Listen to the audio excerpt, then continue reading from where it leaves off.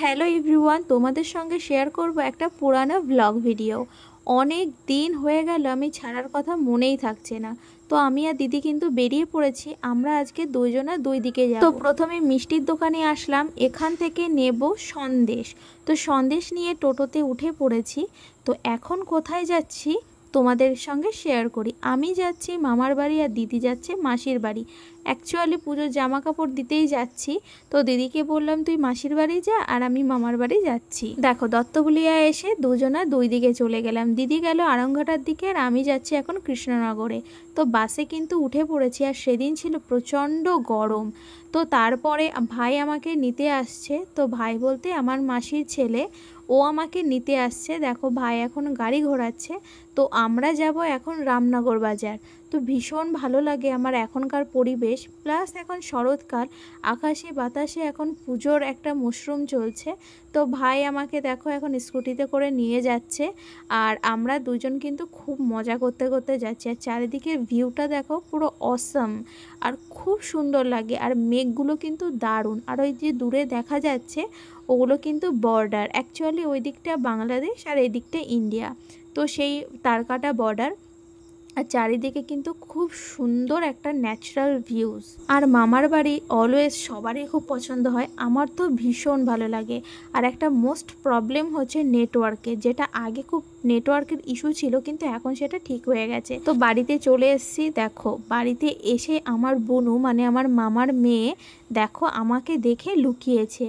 Actually প্রথম যখন কাউকে দেখা হয় বা হট করে কাউকে দেখা হয় তখন একটু লজ্জা লজ্জাই লাগে। আর আমার মামার বাড়ির সামনের ভিউটা দেখো এত সুন্দর। আর এখানে যে বর্ষাকালে জলটা জমেছে দেখতে এত সুন্দর লাগছে। তারপরে আমি ভাই আর বোনও মিলে চলে এসেছি সামনেরই একটা দোকান, ওখান থেকে আইসক্রিম নিয়েছি, নিয়ে এখন আইসক্রিম খাচ্ছি। আর আমার বোনকে একটু দেখো, ও জানি না ক্যামেরার সামনে আসলে ওর মাথা খারাপ হয়ে যায়। ও ক্যামেরার সামনে বা গান বাজলে ও খুব এনজয় করে জিনিসটা। সেই সময় কিন্তু আমার ভীষণ ঠান্ডা ছিল, কিন্তু তার সত্ত্বেও আইসক্রিম খাচ্ছিলাম। আর আইসক্রিম খেতে যা লাগছিল না। আর এটা বাটি আইসক্রিম ছিল, কারণ তৃষার পছন্দেই আমি বাটি আইসক্রিম নিয়েছি। আর এটা হচ্ছে তৃষার পুজোর জামা। এই জামাটা এবার আমরা ওকে পুজোতে দিয়েছি। আর ও নতুন জামা দেখলে ওর মাথায় ঠিক থাকে না, দেখো নাচানাচি শুরু করে দিয়েছে।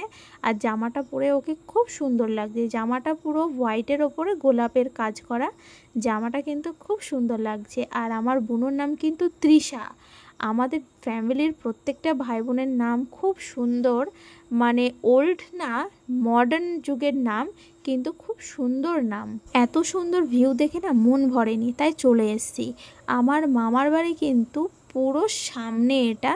তো আমার কিন্তু ভীষণ ভালো লাগছে, দেখো কি দারুণ। আর তোমাদের সাথে আর একটা জিনিস শেয়ার করি, ওই যে সামনে দেখতে পাচ্ছ ওটা কিন্তু ক্ষুদিরপুর। আর এই দুটো রামনগর আর ক্ষুদিরপুরের মাঝখানে কিন্তু একটা চওড়া রাস্তা ছিল, তোমাদেরকে আমি রিলস ভিডিওতে দেখিয়েছিলাম। সেই রাস্তাটা কিন্তু জলে এখন পুরো ডুবে গেছে। তো বাড়ি চলে এসেছি, এসে একটু ঝাড় দিচ্ছি। অ্যাকচুয়ালি তৃষা তোমার মাটি নিয়ে খেলা করছিল, তাই এখন বারান্দাটা সুন্দর করে ঝাড় দিয়ে নিচ্ছি, কারণ আমাদের এখন ভাত খেতে হবে। আর দুপুর অনেকটা মানে 3টে প্রায় বেজে গেছে। তো তাই এখন ভাত খেতে হবে বলে আমি একটু এগুলো ঝাড় দিয়ে দিচ্ছি। আর দিদা কিন্তু আজকে অনেক কিছু রান্না করেছে, অনেক কিছু।